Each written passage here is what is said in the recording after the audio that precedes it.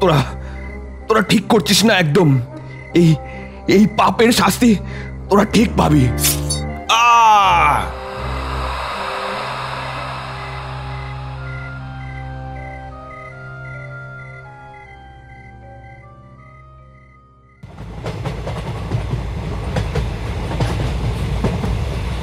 অবিনাশ ট্রেনের কামরায় বসে গ্রাম্য প্রকৃতি উপভোগ করতে ব্যস্ত। আকাশটা যখন রং বদলে কালো আধারে ঢেকে দিচ্ছিল চারিদিকটা, ঠিক তখনই ঝমাঝম আওয়াজ করতে করতে ট্রেনটা ঢুকল মধুসূদনপুর স্টেশনে।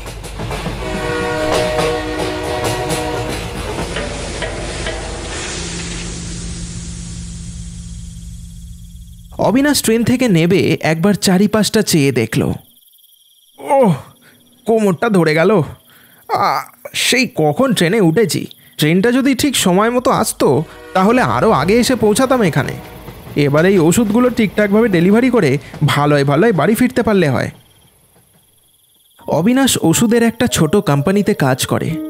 তার কাজ হলো সারাদিন এদিক ওদিক ঘুরে তাদের কোম্পানির ওষুধগুলো স্থানীয় দোকান বা ডাক্তারখানায় পৌঁছে দেয়া। তবে সে কোনোদিনও ভাবেনি যে কোনো এক সময় তাকে ওষুধ ডেলিভারি করতে এই এত দূর কোনো এক গ্রামে এসে পড়তে হবে। কি মুশকিল! স্যার যে বলেছিলেন স্টেশন থেকে বেরিয়ে টোটো রিক্সা সব পাওয়া যাবে, কিন্তু দেখে যা মনে হচ্ছে তাতে রিক্সা তো দূর, একটা মানুষের দেখা পাওয়া যাবে কিনা তা নিয়ে সন্দেহ আছে।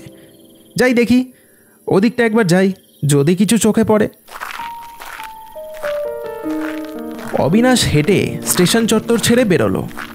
গ্রামের একটা কাঁচা রাস্তা ধরে হাঁটা লাগালো সে। কাউকে দেখতে পেলে ঠিকানাটা একবার জিজ্ঞেস করবে। হাঁটতে হাঁটতে সে একটা চা দোকানের সামনে এসে পড়ল। উফ, হাফ ছেড়ে বাঁচা গেল। এই যে দাদা, একটা সাহায্য করবেন?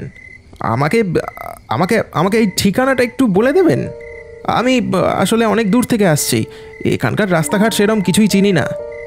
চা দোকানের লোকটা অবিনাশকে একবার মাথা থেকে পা পর্যন্ত ভালো করে দেখে নিল, তারপর বলল, কোথায় যাবেন?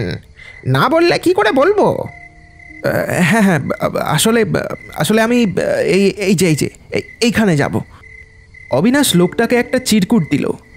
লোকটা সেটা দেখে বলল, ও তা আপনি ওই বল্লভপুরের দিকে যাবেন? তামশাই, আপনি যে বড্ড দেরি করে ফেলেছেন। এখন তো রিক্সা বা অটো কিছুই পাবেন না। এখানে সন্ধ্যে 6টার পর কোনো কিছুই চলে না। আর এমনিতেও হেঁটে গেলে মোটামুটি ওই 4 ঘন্টা তো লাগবেই। এখান থেকে বল্লভপুর বেশ মাইলখানেক পথ। সে কি বলছেন মশাই? মাইলখানেক পথ? তাও আবার হাঁটলে 4 ঘন্টা লাগবে? এই যে মহা মুশকিলে পড়লাম দেখছি। এখন কি করি? আপনি বরং একটা কাজ করুন, আমার বাড়ি এই সামনেই। আজ রাতটা সেখানে কাটিয়ে না হয় কাল ভোর ভোর বেরিয়ে পড়বেন। না না, আসলে আসলে আমাকে এই ওষুধগুলো আজকেই পৌঁছে দিতে হবে ওখানে, না হলে আমার স্যার আবার খুব কথা শোনাবেন। আপনাকে অনেক অনেক ধন্যবাদ মশাই, আপনি অন্তত সাহায্যের হাতটা তো বাড়িয়ে দিলেন। আজকাল তো এরম মানুষ আর দেখাই যায় না। আরে না না, ও কোনো ব্যাপার না মশাই, তবে একটু সাবধানে। রাতের বেলা এখানকার রাস্তাঘাটে বড় বিপদ কিন্তু। অবিনাশ আর কিছু বলল না। আচ্ছা দাদা, আমি চলি তবে। অবিনাশ একটু হতাশ হয়েই হাঁটতে থাকল। কয়েক পা হেঁটে যাবার পরেই গড় গড় শব্দ করে কি যেন এসে দাঁড়ালো তার পাশে। অবিনাশের হতাশ মুখটা এবার একটু যেন আনন্দে ভরল। সে দেখল কোথা থেকে একটা ঝরঝরে মার্কা অটো এসে দাঁড়িয়েছে তার পাশে। অটো চালক তাকে জিজ্ঞেস করল, কে দাদা, কোথায় যাবেন বলুন, আমি পৌঁছে দিচ্ছি।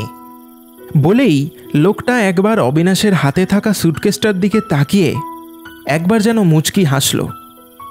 বাঁচালেন দাদা, আজ আপনি না এলে আমার যে কী অবস্থা হতো কে জানে। অবিনাশ কোনো রকমে লড়ঝড়ে অটোটায় উঠে বসল। অটোটা একটা ঝাঁকুনি দিয়ে ছুটতে শুরু করলো কাঁচা রাস্তাটার ওপর দিয়ে। কিছুটা পথ যাবার পরেই অটোটা হঠাৎ ক্যাচ করে জোরে একটা ব্রেক কষে দাঁড়িয়ে পড়ল। আরে কি হলো কি মশাই, এভাবে এভাবে দাঁড়িয়ে পড়লেন কেন? ও কিছু না, আপনি বসুন, আমি দেখছি ও রোজগারের ঝামেলা, যত সব আমার কপালেই জোটে। কথাটা বলে লোকটা অটো থেকে নেবে রাস্তার পাশে দাঁড়িয়ে থাকা একটা লম্বা চওড়া লোকের সামনে গিয়ে দাঁড়ালো। অবিনাশ লক্ষ্য করলো ওদের দুজনের মধ্যে যেন কিছু একটা নিয়ে কথা কাটাকাটি শুরু হয়েছে। তারপর ওই দাঁড়িয়ে থাকা লোকটা অটোর কাছে এসে দাঁড়ালো। এই যে মশাই, নেমে পড়ুন, নেমে পড়ুন, অটো থেকে নেমে পড়ুন দেখি। কি কি বলছেন কি? আমি আমি হঠাৎ অটো থেকে নামতে যাব কেন? আর আপনি কে? এভাবে মাঝপথে অটো থামিয়ে কি গুন্ডামি করছেন নাকি? কি আর কি বলুন তো মশাই, এটা বেশি বাড়াবাড়ি করলে আমি আমি কিন্তু এবার পুলিশকে ডাকতে বাধ্য হব, এই বলে দিলাম। আপনাকে আর পুলিশ ডাকতে হবে না, আমি এই মধুসূদনপুর থানার ওসি। এবার এবার নেমে আসুন দেখি। লোকটা যে একজন পুলিশ অফিসার সেটা অবিনাশ একেবারে বোঝেনি। তবে তিনি হঠাৎ এই অটো থামিয়ে তাকে নামিয়ে দিলেন কেন, সেটাই তার মাথায় ঢুকছে না। মানে বলছি স্যার, কি ব্যাপার হলো একটু একটু বলবেন? ওসব না জানলেও হবে তোমার। এখান থেকে যত তাড়াতাড়ি সম্ভব চলে যাও, এ জায়গা মোটেও ভালো না। কিন্তু কিন্তু স্যার। বললাম তো একবার, এখান থেকে চলে যাও। বেশি কথা আমি বলতে পারছি না। এই এই তুই এখান থেকে যা এবার। অবিনাশ দেখল ওই অটো চালক অটোটা ঘুরিয়ে নিল, তারপর এসে দাঁড়িয়ে একবার তার দিকে চেয়ে যেন মুচকি হাসল, তারপর আবারও অটোটা নিয়ে সেখান থেকে চলে গেল। কি হলো কিছুই বুঝল না সে। অগত্যা কোনো উপায় না পেয়ে অবিনাশ হাঁটা লাগালো গন্তব্যের দিকে।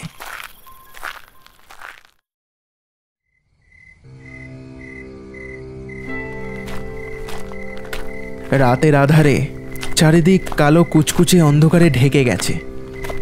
অবিনাশ এক পা করে হেঁটে চলেছে। দূর দূর অবধি কিছু দেখা যাচ্ছে না।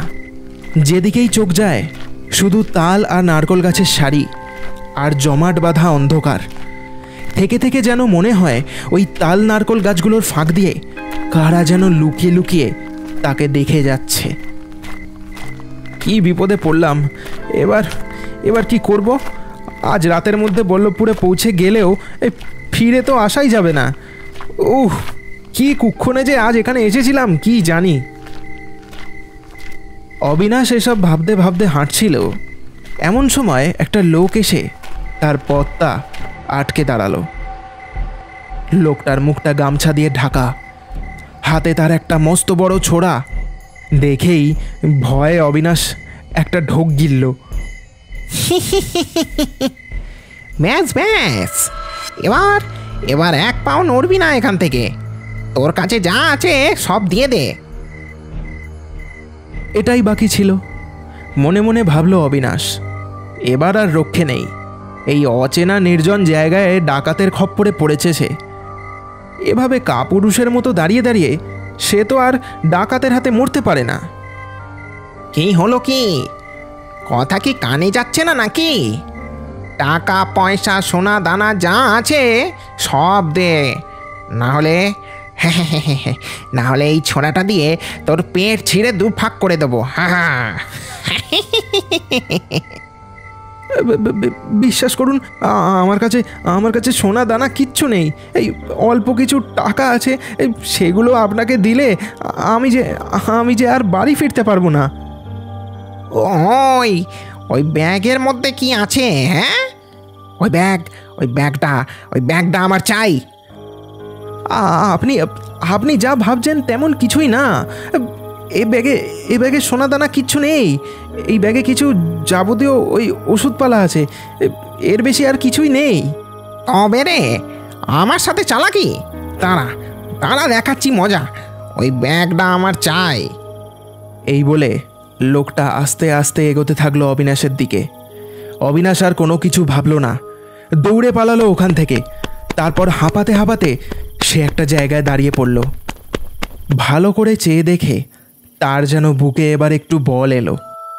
সামনে একটা কুঁড়ে ঘর। আশপাশটা একেবারে নির্জন, তবে কুড়ের মধ্যে আলো জ্বলছে টিমটিম করে। মনে হয় কোনো মানুষ আছে ঘরের মধ্যে। এর থেকে আর ভালো কোনো উপায় সে পেল না। কি সৌভাগ্য আমার, আর একটু হলেই প্রাণটা যেত। না না, আর কোনো ঝুঁকি নেওয়া যাবে না। আজ রাতটা না হয় এখানে কাটিয়ে কাল সকালে বরং দেখা যাবে। অবিনাশ হেঁটে গেল কুড়ে ঘরটার দিকে। দরজায় কবার টোকা দিতেই একটা লোক দরজা খুলে দাঁড়ালো। কে মশাই, এত রাতে এভাবে দরজায় টোকা দিচ্ছেন কেন? কি চাই? অবিনাশ সব ঘটনা তাকে খুলে পড়ল। সব শুনে লোকটা শেষমেশ রাজি হলো তাকে আশ্রয় দেবার জন্য। তা বাবু, এই গ্রামে কি এই প্রথমবার আসা হচ্ছে নাকি? আসলে আমি এখানে একটা জরুরি কাজে এসেছিলাম। কটা ওষুধ আমাকে ওই বল্লভপুরে পৌঁছে দিতে হবে, কিন্তু দেখুন না, এই ঝামেলায় জড়িয়ে পড়লাম। এরম জানলে আমি কোনোদিনও আসতাম না এদিকে। অবিনাশের কথাটা শেষ হলো না, তার আগেই কুড়ের দরজাটা যেন কেউ জোরে জোরে চাবড়াতে শুরু করলো।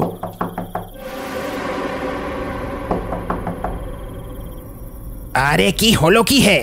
উফ, দরজাটা যে এবার ভেঙেই ফেলবি দেখছি। যত সব, এই দরজা না চাবড়ে ভিতরে ঢুকে আয় দেখি। এ বেটাকে অনেকক্ষণ ধরে কথাই জড়িয়ে বসিয়ে রেখেছি। অবিনাশ একেবারে হকচকিয়ে গেল। লোকটার কথা শুনে তার কেমন যেন খটকা লাগছে এবার। এই যে কি কি বলছেন মশাই? আমাকে নিয়ে এরম রসিকতা করছেন কেন? ও কিছু না, আপনি বসুন। আমার এক বন্ধু এসেছে তো, তার সাথে আপনার আলাপ করাবো। কিন্তু দেখুন কি ফাজিল লোক, বলছি ভিতরে আসতে, তাও সেই দাঁড়িয়ে দাঁড়িয়ে দরজা চাবড়েই যাচ্ছে। মানে মানে দরজা না খুললে উনি উনি উনি ভিতরে আসবেনই বা কি করে? কি মুশকিল! ওরে ওরে, এবার আয় দেখি। এই অনেক হলো তোর ফাজলামি।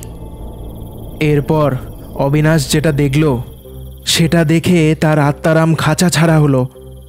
সেই লোকটা যে একটু আগে তার পিছনে পড়েছিল, দরজা ভেদ করে হাওয়ার মতো এসে দাঁড়ালো ঘরের মধ্যে।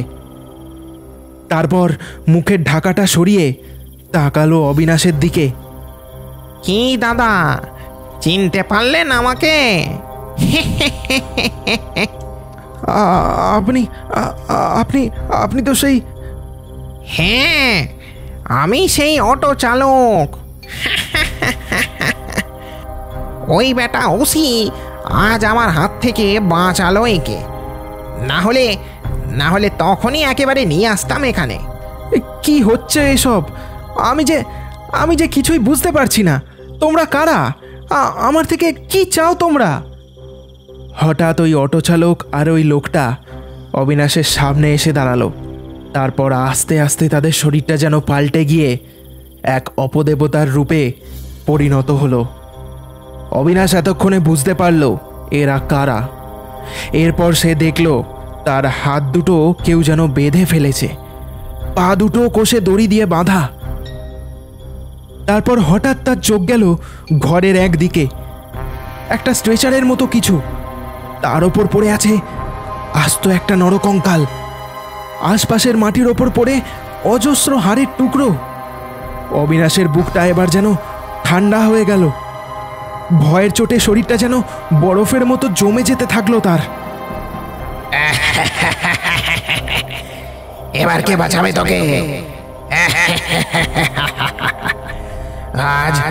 আজ তোকে মেরে তোর শরীরটা পাচার করব।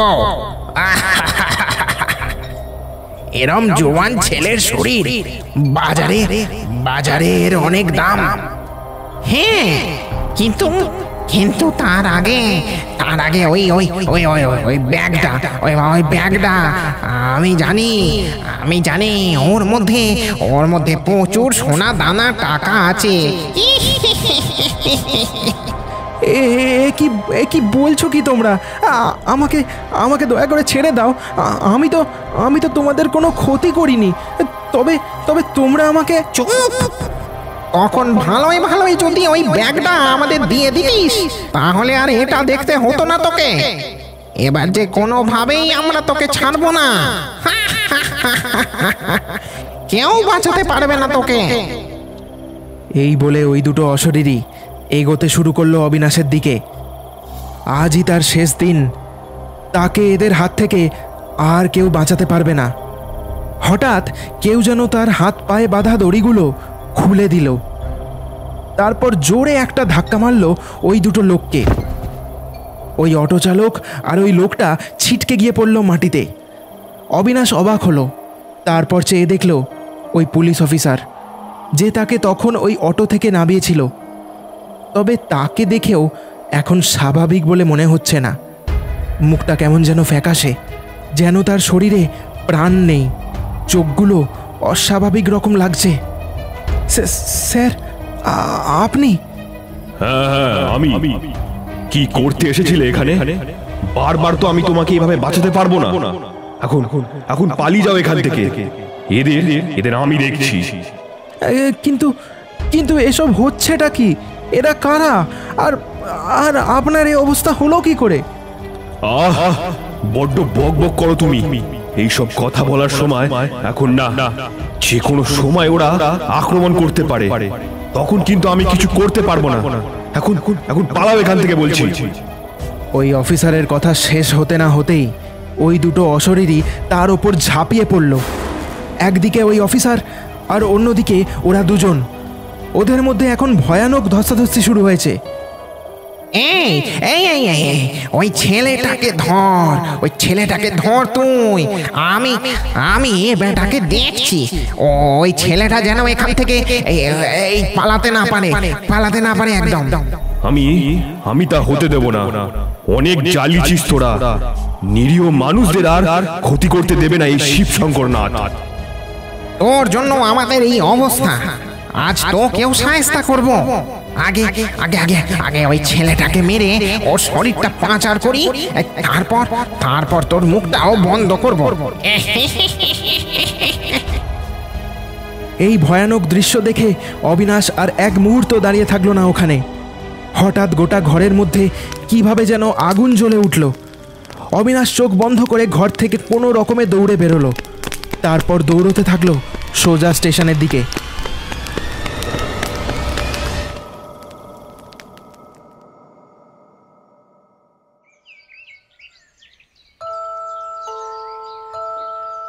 পরের দিন সকালে অবিনাশ চোখ খুলল।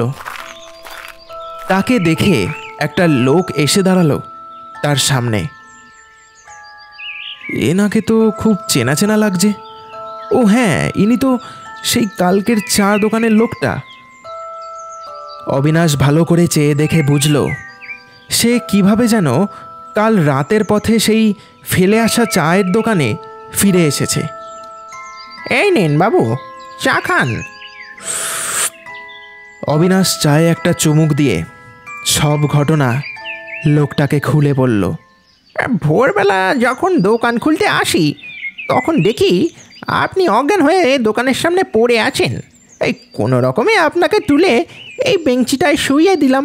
এই আপনার সাথে এরম কিছু ঘটবে তা আমি বুঝতেই পেরেছিলুম। আপনি এই প্রথম নয়, এর আগে অনেকের সাথেই এরম ঘটনা ঘটেছে। তাই তো কাল আপনাকে ওই অত করে বললাম আমার বাড়িতে রাতটা কাটানোর জন্য। আপনি তো আমার কথা শুনলেনই না। অবিনাশ মনে মনে ভাবল, কাল এই লোকটার কথা শুনলে হয়তো এই বিপদের মুখে পড়তে হতো না তাকে।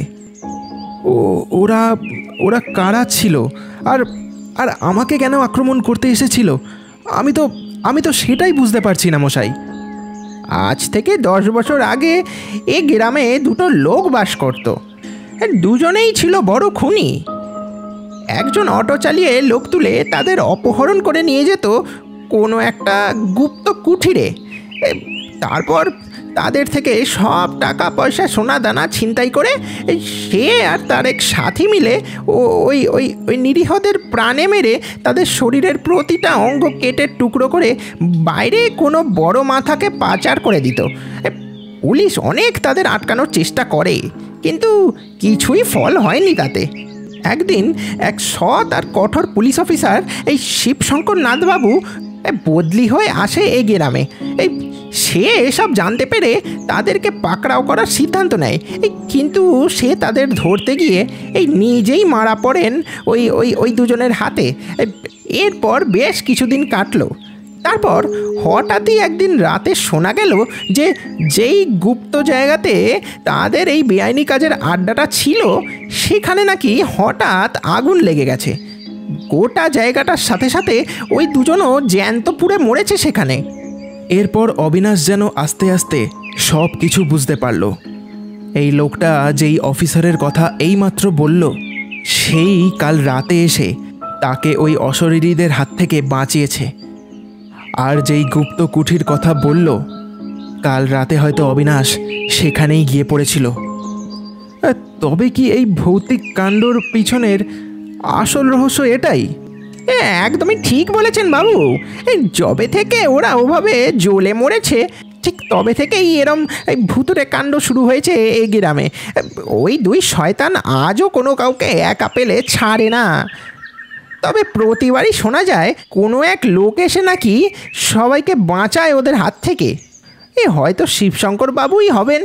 বেচারা মরে গিয়েও আজও তার কর্তব্য পালন করে যাচ্ছেন।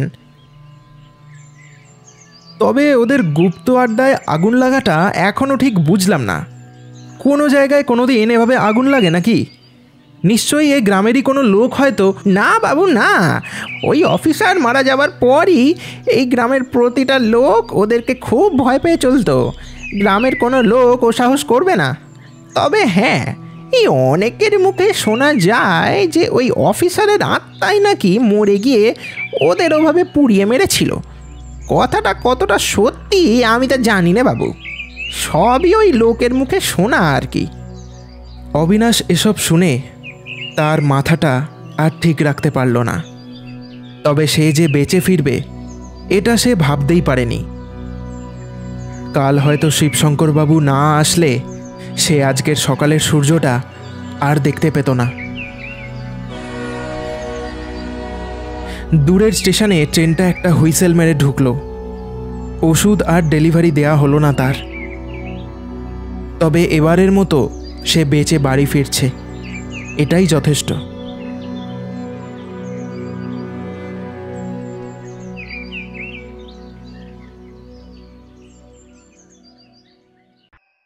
শেষ হলো ভৌতিক মায়াজালের আজকের গল্পের পরিবেশনা। গল্পটা কেমন লাগলো সকলে কমেন্ট করে অবশ্যই জানিও। গল্পটা যদি ভালো লেগে থাকে তাহলে একটা লাইক করে দিও, আর চ্যানেলে নতুন হলে সাবস্ক্রাইব করে দিও, আর যত পারো বন্ধুদের সাথে শেয়ার করো গল্পটা। আবার দেখা হচ্ছে নতুন কোনো এক গল্পে। ততদিন সবাই সুস্থ থাকো আর এভাবেই আমাদের পাশে থাকো।